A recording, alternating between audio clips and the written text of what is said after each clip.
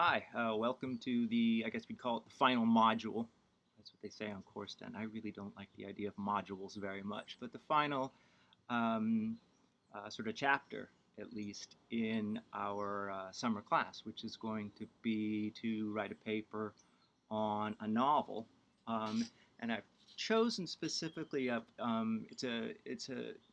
guess it would be called a young adult novel, but at least it's kind of in that realm of dystopian futuristic fiction that I think most of us are kind of interested in. Um, and Part one of the novel, which is I'm going to focus on today, takes us from the beginning. We're with these guys and they're on a trip to the moon. So we already know we're in the future. And we soon discover that they're all hooked up to a kind of collective internet that's right in their consciousness. We don't yet know how it got there or too much about the corporations who are uh, the ones that are primarily controlling it, but we have a sense um, that the characters had never lived in a world without the feed on. And then the chapter or the section of the novel that I'm focusing on today ends is when they go to the hospital and they live for the first time, they get a glimpse of a feed free world. So I want to talk about three kind of central themes today that I think are all interrelated and really important to kind of getting the conversation started about the novel. Um, the first theme, and I think it's one that will really interest you, is that of Titus's loneliness. He keeps talking about how alone he feels, um, and yet he is always connected to you know other users, other gamers, his friends. They don't even have to speak; they can just think, and it instant chats to their friends.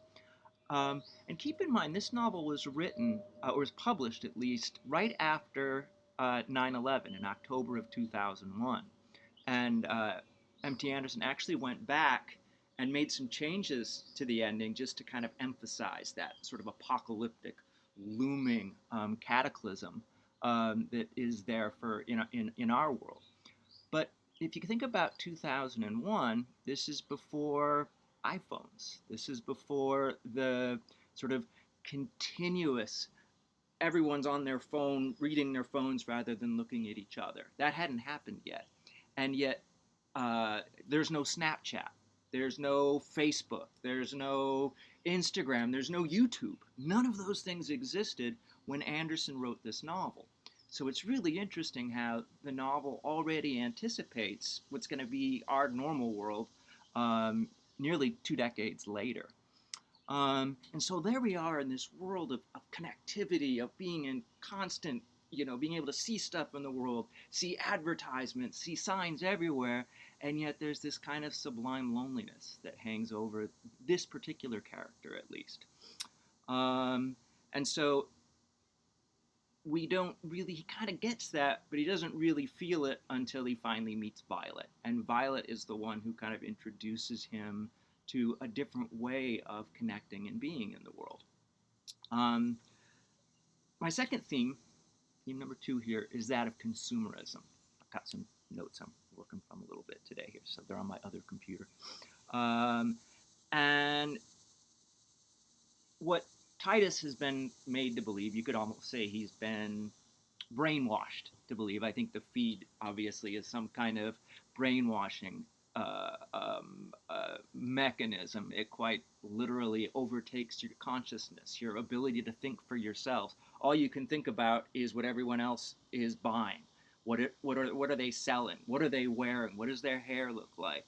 It even makes their lesions, and so we know something's gone really wrong, right? Everyone's got lesions, and they don't think anything of it. Um, um, it just kind of normalizes everything. And so, really, these characters are what they consume. And what they consume is instant, right? There's not a restaurant, there's not a game that isn't already obsolete. Oh, yeah, that place opened up last year, it's closed because it's really bogus now. So, it is this kind of hyper speed, amplified world of just consume, buy, listen to, watch whatever the latest kind of fad is. And so that consumeristic kind of values. Think about the characters; they call each other unit.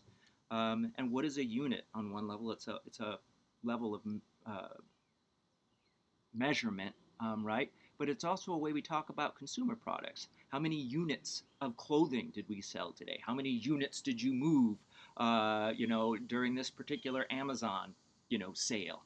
And so the characters are quite literally sort of consumeristic objects as much as they are consumers. And the third theme I want to talk about, this is my last one, and it is also your code word for today. Your code word is Eden, because that's one of the chapter sections, right? When they get to the hospital, the chapter section says Eden. And I think that's really interesting because where is the natural world anymore, right? The moon is covered in garbage.